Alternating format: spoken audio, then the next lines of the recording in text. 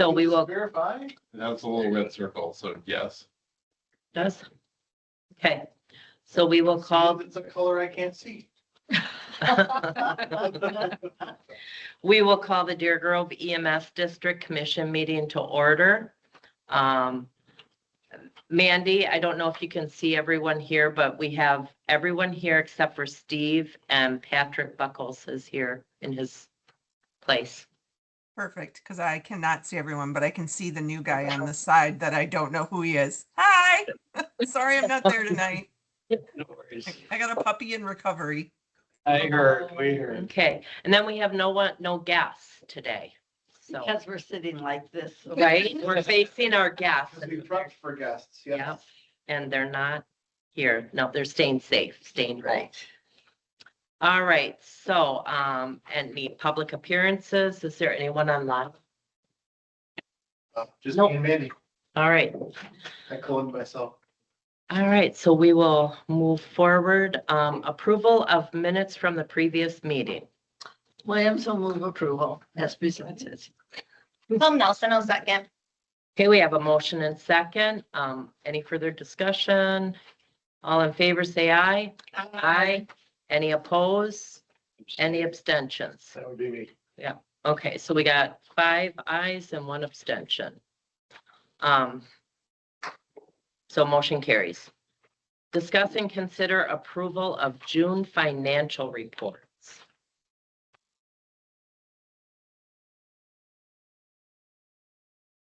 I don't have any questions, so I'll make a motion to approve. We have a motion. Do we have a second? Williams will second. We have a motion and second. Any further discussion on that? Yeah, I'd have to say we're gonna have to play catch up with some of the items you normally see in the financials that would come from EMS&C. So like, some of them are upstairs, so. Okay, Even as of today, I don't know that we've seen the full packet yet. Which, haven't. tomorrow, I'll have to be the one that asks the hard questions instead of, and Mandy's apparently not me enough. there you go. All right. So we have a motion and do we have a second? Oh, yes, we have a second, Christie. So we have a motion and second. All in favor, say aye. Aye. Any opposed? Any abstentions? Motion carries. Discuss and consider approval of bills of budgeted/approved expenses.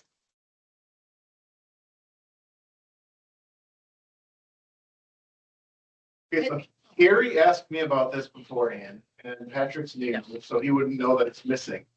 But Mandy met with the village of Cottage Grove, town of Cottage Grove, village of Deerfield, and it came out that in the financial packets, typically those units of government aren't putting in actual personal payroll Information. specific payroll information.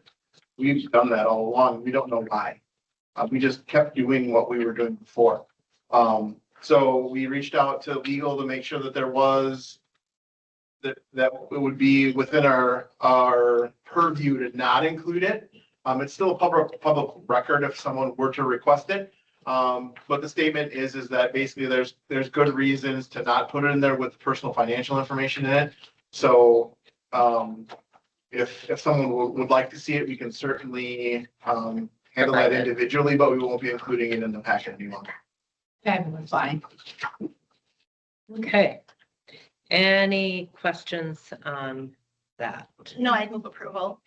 We have a motion for approval. Do we have a second? Call seconds. We have a motion and second. Any further discussion? All in favor, say aye. Aye. Any opposed? Any abstentions? Hearing none, motion carries. All right, discuss and consider approval of write-offs and aging accounts. Okay, so in So- front of each of you, except for Jackie, because someone's next to you, Sarah. I'll share. Okay, there is a hardship waiver that we have to discuss. And I'll start off with this. I talked to Steve today about some building related stuff. So I mentioned to him, I don't think there's a reason why we can't just have a policy that says that I can approve these. Because all we're doing is having all EMS&C is doing, which is a lot, all of it actually. they're getting all of our patient's financial information, income and debts and all that stuff, and comparing it to federal poverty standards and making a recommendation off of that. So it's in my mind sterile. Like we shouldn't do anything but follow their recommendations. And there's no reason why I can't just do that. And why it came into focus on this one is because this is a very complicated hardship waiver, because we have 4 total ambulance transports that are being discussed for this particular patient, but only 2 have been resolved by the insurance company with a patient responsibility of $300 per transport. We expect that to carry over for the other 2 transports. I would also suspect that we're going to see this patient more into the future, and there would be no reason why we should say every time this person has a transport, we already know that they've qualified by federal poverty standards. Why can't we just apply this decision to the remainder of their balance going forward? So that will be the request for me tonight, is instead of saying we're going to write off $600, which is 50% of 2 trips, we're going to write off 50% of all owed dollars, not only now, but into the future. And this is just in regards to this patient. Yes, this specific patient, in the facts, you see that all 4 trips are listed. 2 of them, it's assumed that insurance will pick up all but $300, because that's what they did for the other 2. So that the patient is then getting by federal poverty standards, a 50% reduction. And so they'd be responsible for 150 of each, and then we would write off 150 of each.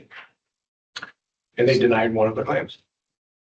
I'm not sure why they denied it, but we were working through that process. They shouldn't have denied it because of how new it is. So, but even still, even if insurance for whatever reason denies the claim, we would still write out 50% of Right. whatever is left over. Yeah. Mhm. So with what you're saying with, going forward, you'd be just approving what the recommendation is from EMSMC. Are you suggesting that we make that like a future agenda thing? I'm gonna have a policy for you to approve next month, Right, but on but I'm just this, kind of giving you a heads up of Sure, this is a the logic preview behind of it. why. Yeah. So we have to approve this one individually as a group, because that's how we go about it now. so I would make the motion to approve this with the caveat that you have the authority to approve future For this balances specific on patient. this patient. Understood. Okay.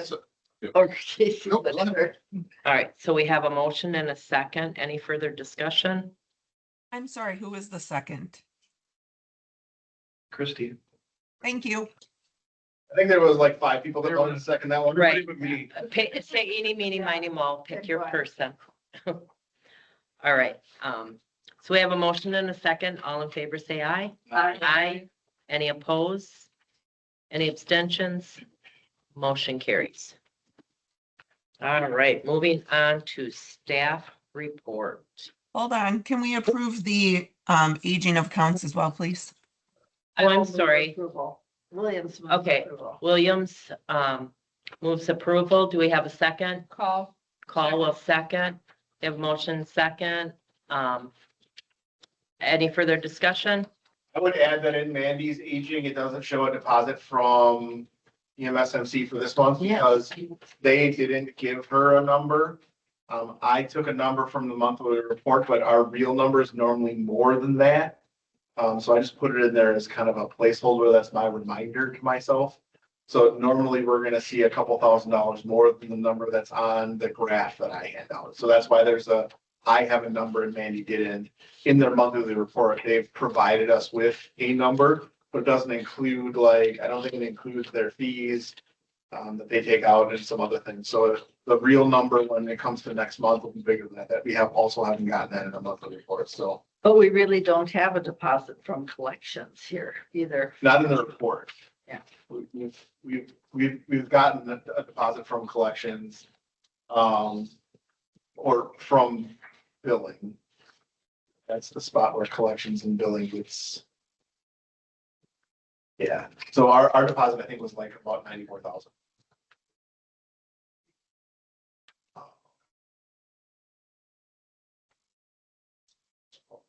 one night. Our payment total that they provided in the monthly report was just over 96,000. And I believe when they give our official month-end reports, they'll be somewhere closer to 100,000.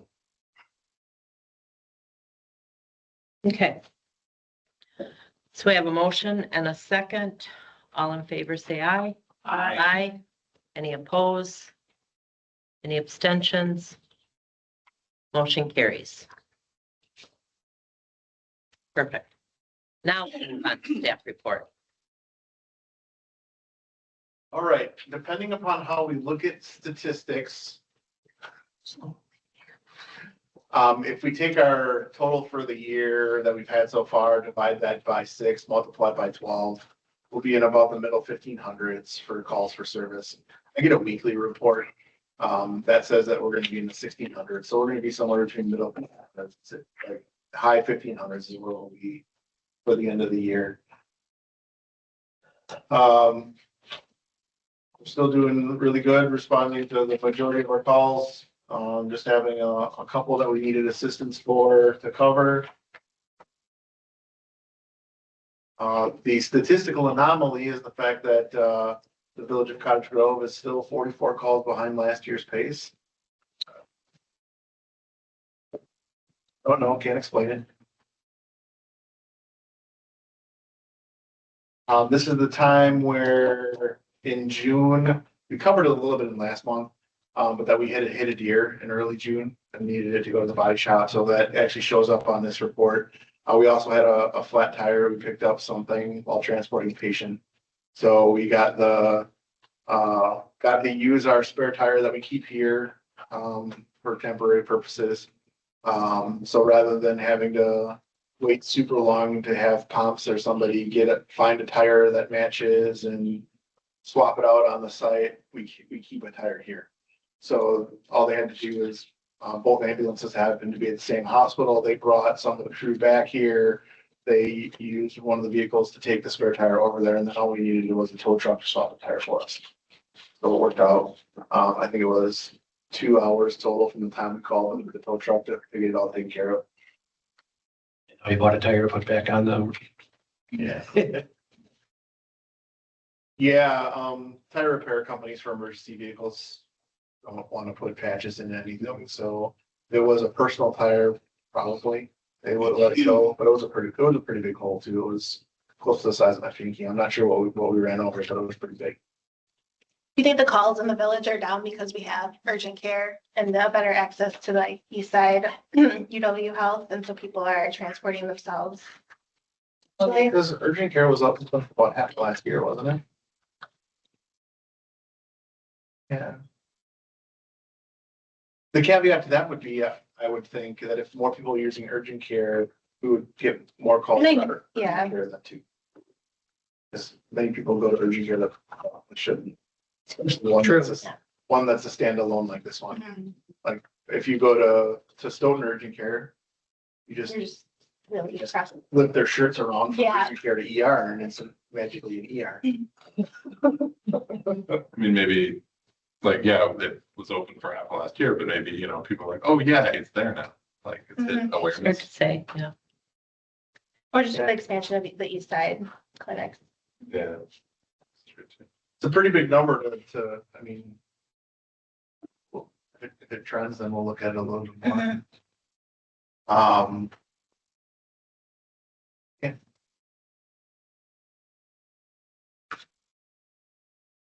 Okay.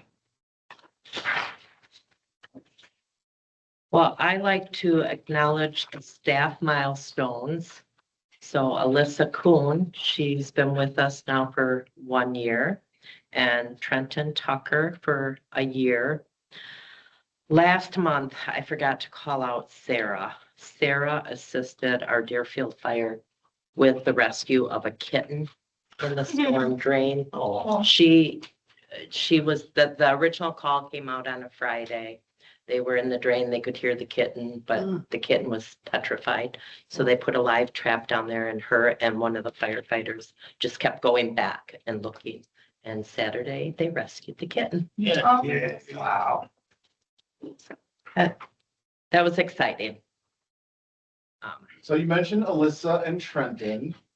And that leads into probably a little bit more information we'll provide about the hiring process that we had last week. Good. It'll be in the full report next month, but we interviewed 13 or 15 candidates. And we offered various positions to 11 of them total. Whoa. Wow. Some will take, some won't take. 3 of them will be offered as casuals. And then I think the other 8 were as volunteers, whether it be paramedic, with the hope that they build some skills and then be hired eventually as a casual paramedic. We have that unique ability to offer someone to come here and gain knowledge, skills, and abilities, and not have to throw them into the fire as a second paramedic right away. Alyssa had recently gotten her paramedic license and got hired full-time at Petrona EMS, and because of that, yesterday, the day before, she resigned. And Trenton, we expect will resign because he's probably gonna get hired as a full-time firefighter in the Milwaukee area. So, Trenton is a Maple Bluff intern. We have a pretty regionally well-known internship program. And, 2 of the volunteers we hope to bring on were some of his cohorts from Maple Bluff. So, Trenton's been an advocate for us in his own firehouse. So the folks from Maple Bluff come to us as already licensed EMTs with all with aspirations to be in the fire service, and we hope that maybe we can convince them that the EMS service is a better place to be. It's the better side of it. Hello.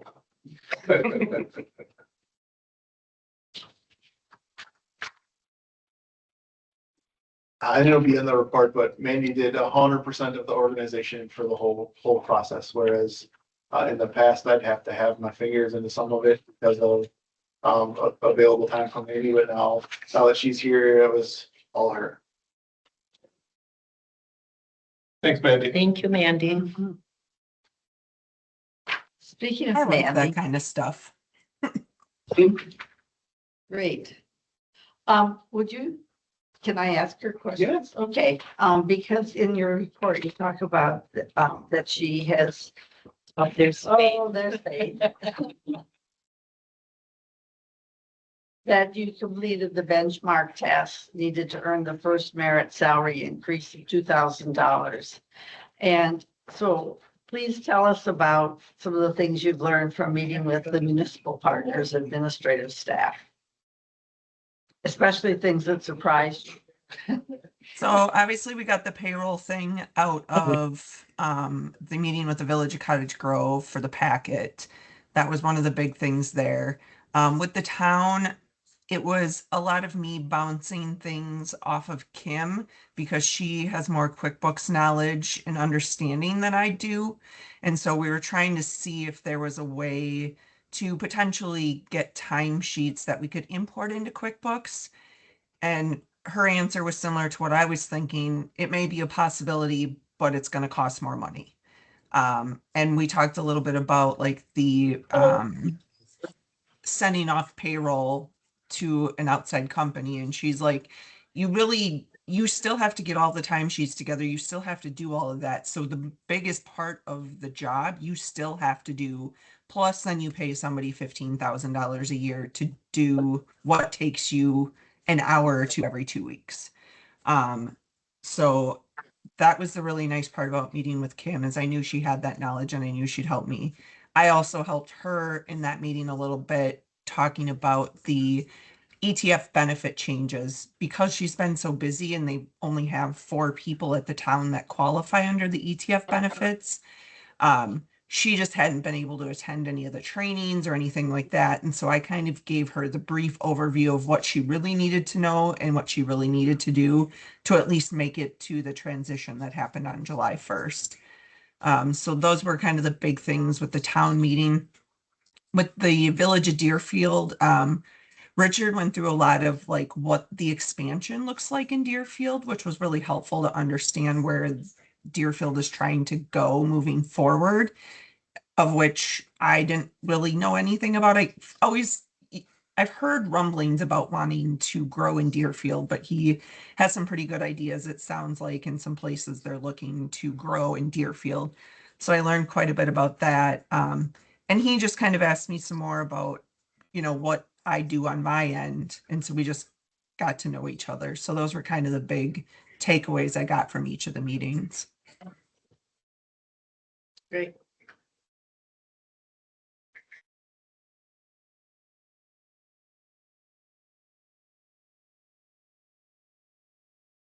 Can you tell us a little bit about the fire department usage on EMS calls? It says Cottage Grove 26, Deerfield 17. Can you give us some examples of some of those calls? Sure. So there's a lot of statistics that can be shared about calls for service. And I want to make sure that we acknowledge the assistance that we get from both of our fire departments. So why you have this statistic is to show the number of times that we needed more help than what our two paramedics could, or the two paramedics need more help than they had just the two of them. So there's calls that our fire departments are automatically paged to, and the biggest ones that I reference would be like a car crash. Fire departments are automatically dispatched to a car crash along with us. We're dispatched jointly. So that would be a type of call that I don't. It's probably more an EMS call than it is a fire call, but they would have gotten that call no matter. Now the calls that they don't normally respond to that we need the assistance for, those are the ones that are counted here. So like difficulty breathing, cardiac arrests are very labor intensive calls that we need more assistance on. And many times it's a combined assistance. It's not only do we need the extra hands and manpower on the scene, we need a third person to be able to drive the ambulance for us so that we can keep both the providers in the back with the patient because of their critical condition. Lift assist. Sometimes lift assists, those become more and more challenging. We try to treat every patient contact as an opportunity to transport them to the hospital. Many times if we were to have our mind that this is a lift assist only, we might leave someone at home to become more injured or more ill because of simply letting them stay home. The other factor of taking them to the hospital is that's the spot that's going to help them find resources. Many of the folks that we need to go help lift up or help them maneuver in their home haven't had access or haven't attempted to access those services. And it's a long road if you're trying to do it yourself. And if you can go to the hospital, they can kickstart that a little bit faster for a person.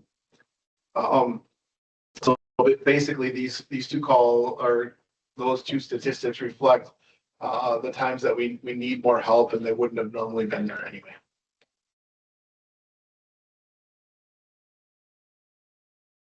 Thank you. Okay. I see it's noted that both stations had 100% coverage for the month of June, so that's awesome. Had that. I know it's a difficult job. And I think you and Lisa and all that hard work. Someone even got to be taken to the hospital by me. Oh, there we go. Lucky them. Right. So guys, oh, shoot. All right. Any other questions on the staff report?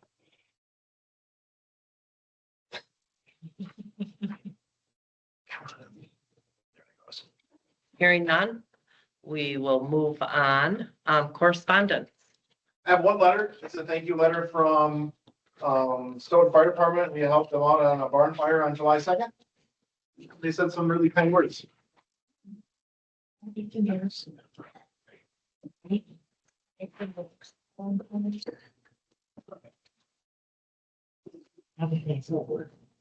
you had any calls related to this weather condition that we're experiencing right now? I'll be honest, surprisingly, no. I expected a big increase in in respiratory type calls, Today. especially when I walked out the door this morning. Yes. Yeah, this feels worse than the last ones. Mm-hmm. I'm used to our air being a little thick in Waterloo because we have a malting factory that, typically makes malt almost every day, so it blows this type of smoke over our house frequently, but this has been nonstop.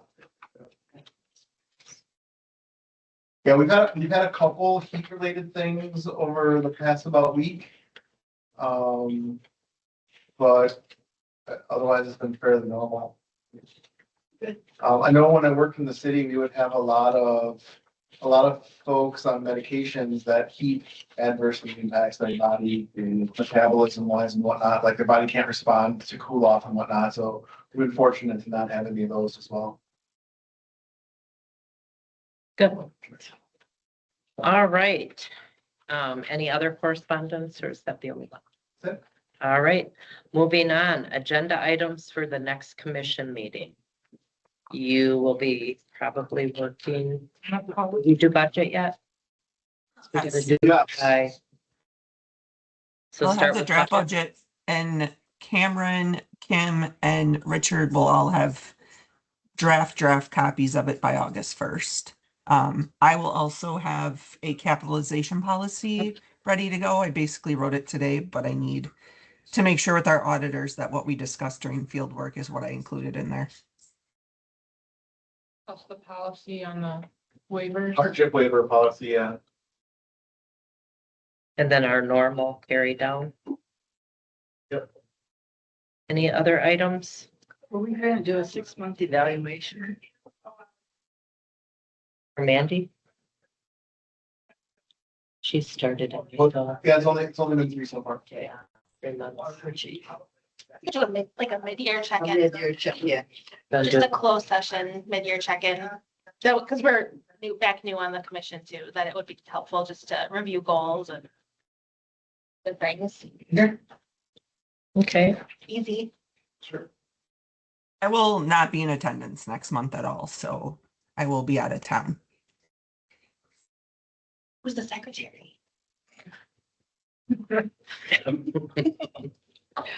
we have Christie taking minutes at the next meeting. All right, any other items? May I ask a question? Yes. Since I came late, where are you on the, I'm going to say it wrong. I want to call it an ordinance, that's not everything. Policy, Building agreement for the safety dog. Where are you at this point? Bureau of EMS has a policy in place that allows me to have it, or us to have service dogs, facility service dogs and dogs in training. We're in process for the building here and last night Deerfield decided not to build a specific policy right now, but acknowledge that we have one and with the EMS. prevent us from having our dog in the building. Thank you. Okay, Shall I can motion to adjourn? but that's not item 10. You're making that motion? Oh, I'll check it. Okay, we have a motion and a second. All in favor, say aye. Aye. Any opposed? Hearing none, motion carries. It was a Meeting pleasure. adjourned. I gotta go.